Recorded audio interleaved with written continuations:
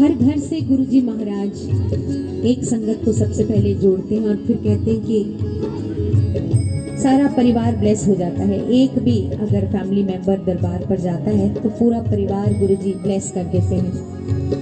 और बड़ी खुशकिस्मत होती हैं वो आंटीज जिन्हें गुरुजी सबसे पहले अपनी चरनी लगाते हैं। एक आंटी गुरुजी महाराज के दरबार पर इतना अटूट विश्वास रखती और महाराज के चरणों में हमेशा जुड़ी रहती थी, लेकिन उनके घर में कोई नहीं मानता था, ना उनके बच्चे ना उनके अंकल। आंटी बेचारी बहुत कोशिश करती थी, लेकिन कोई भी फैमिली मेंबर जुड़ नहीं रहा था। उसके पीछे ऐसा नहीं कि आंटी की कोशिशें नाकामयाब रही। एक्चुअली परिवार की टाइमिंग होती है, जिस टाइमिंग पर गुरुजी ने उन्हें ब्लेस करना होता है वही टाइमिंग पर सारा परिवार जुड़ता है। अचानक उनकी फैमिली में कुछ प्रॉब्लम आती है, तो एक दिन उनके अंकल गुरुजी के पास बैठे हैं, गुरुजी के स्वरूप के आगे, और उनसे बातें कर रहे हैं। उनकी आंटी रसोई में काम कर रही हैं और अचानक आवाज आती है कि अंकल किससे बातें कर रहे हैं। बाहर जाकर देखती हैं तो उनके अंकल गुरुजी के स्वरूप से बातें कर रहे हैं।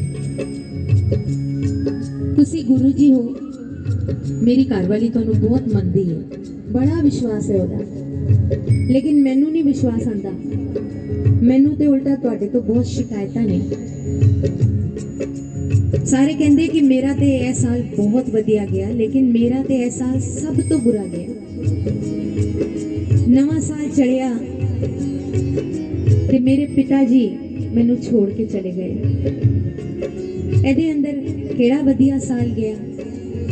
ऐसे इन्ने बड़े दुख तो मैं जरा संभलिया सी कि मेरा इन्ना बड़ा ऑपरेशन होया, मेरा गॉल ब्लैडर रिमूव हो गया।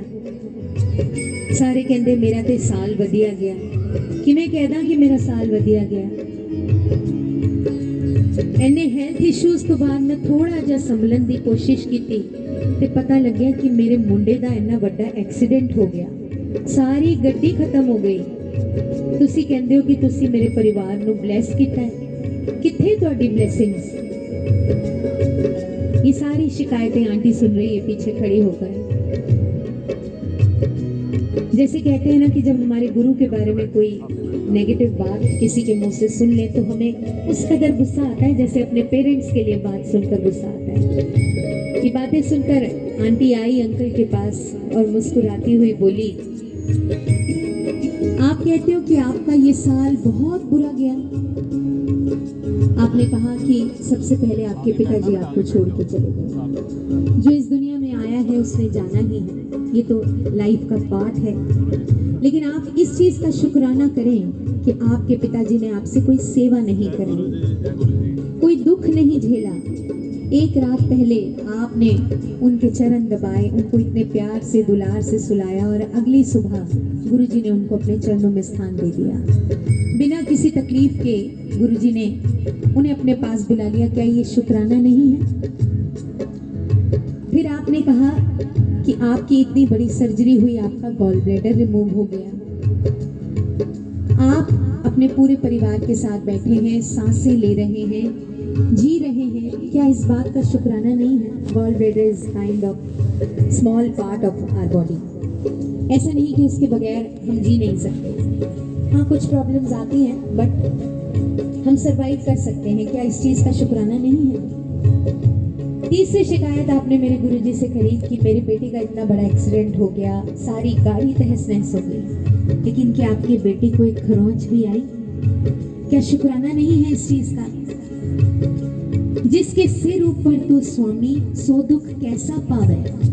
माना कि आप गुरुजी की उस्तत नहीं करते, आप अभी गुरुजी के चरनी नहीं लगे, लेकिन ये जो गुरुजी ने मेरे परिवार को संभाल रखा है ना, गुरुजी ने मुझे जोड़ा है, इसलिए मेरे परिवार की रक्षा करते हैं। इसीलिए गुरुजी कहते हैं परिवार का एक भी सदस्य अगर दरबार तक पहुंच जाता है तो सारे फैमिली मेंबर्स की प्रोटेक्शन गुरुजी के हाथ में आ जाती है। हमें नहीं मालूम किस तरह पाठ करते हैं, किस तरह जप करते हैं, हमें तो सिर्फ ये कहना आता है, ओम नमः शिवाय शिव जी सदा सहाय, ओम नमः शिवाय।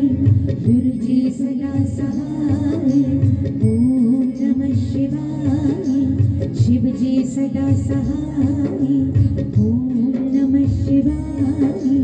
गुरु जी सदा सहाय। यही वो मंत्र है जिस मंत्र का जाप करके हर प्रॉब्लम हमारी लाइफ से दूर हो सकती है। 24 घंटे हाथ में माला पकड़ने की जरूरत नहीं है। जो भी वेला, जिस वेले में आप गुरु जी को या अपने रब को याद करते हैं, ओयो वेला अमृत वेला होता है।